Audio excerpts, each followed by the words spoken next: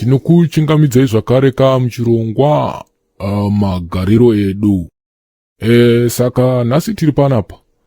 Vabereki tinoda kukutendai nekutiunganira kwamaita.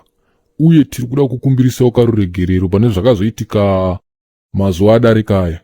Makange mava kuita violence muchirongwa chedu ichi. Asi takazokwanisa kuita polish out maissues achona sezvamuri kungoona kuti Samutoko naGarwe vakatogara padivi nepadivi kuratidza kuyanana. Aiwa shuwa iyoyo, tinongoda kuti sori kuwatereri nounyo takaita unoshoresa.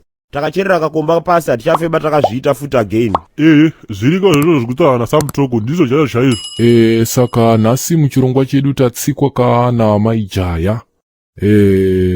Nhasi tine nyaya yatinayo yanetsa mumastreets umu. Zviri kunzi ko wakabudirei chechi yawaimbopinda? Chiko chakambokudzinga? Totanga nemi amai, share your experience. Ndinotenda ana baba. Inini ndakabvisa $100 semari yezvipo kune imwe chechi. Handichataura hangu nezita. Asi ndakazoshamisika ndakuona pakuverengwa mari dzese dzakange dzabuda pamari dzezvipo. Ndichona iri $97. Ivo pastor ivavoka ndiwe chitsaga-tsaga. Vanotoda kutodzemurwa mazimpama. Ichechi ipiko iyoyo nditomboenda after program. Ndinova bolonja. Mukoma. Rangarireka kuti tiri kuti no to violence. Type inofamba ichiseza vanhu inoda kuputitswa.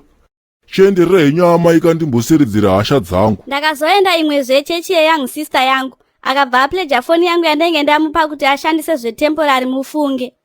Ndakaenda ndikanoicollecta back. Ndikapa profeti wacho yake yakange yakafa iyoyo. Asi sekuziva kwenyu marivhesi dhira hafi akapera mushi. I had to find imwe chechi. Aiwaka, chiri musaka chinozvinzwira. Vabereki, saka chiseka makomenzi enyu mucomment section mutimbunzwa kuti zvakambomira sei. Samutoko, ndikuona kuti maremerwa chaizvo. Ko iwo maronda ari seiko? Ari kupora here? Haikona ndibvunza nezvemaronda angu baiwewe. Ini ndakanamata kwaMadungwe. Ipapo nhasi ndangwaraba, ndichangobva kumusha. Saka profeti Madungwe wakati kwaiyo wakatipa mari yese yonengo inayo tokupa automatic ticket rokutoende kudenga koja naMwari. Ndakawapa mari yese yondandinayo, asi nanhasi handisati ndaenda kudengayo. Mwari ave nemiprofeti, shotiro ikweyo. Baba, zvimwe zvacho hazvisi zvekuti zvinenge zvava zvekupusere. Handidi kutaura zvakawanda. Imi vakomana imi, hamusiri mere mabva mukutsurwa manje. Zuru uno makabva mukugadziriswa nhasi matanga futi.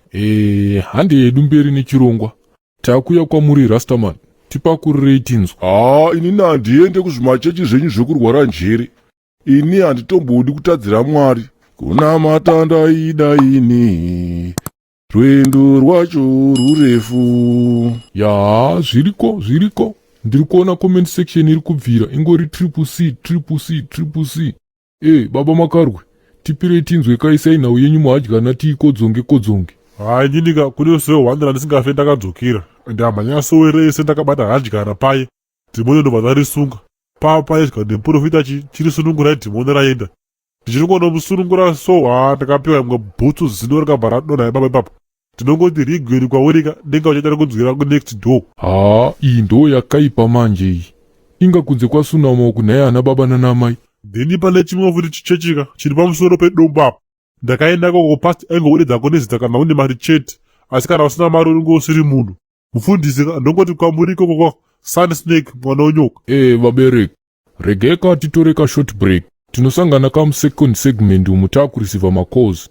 DJ ndiridziroka kambo ndidirirewo kubva kuna Young Vibes.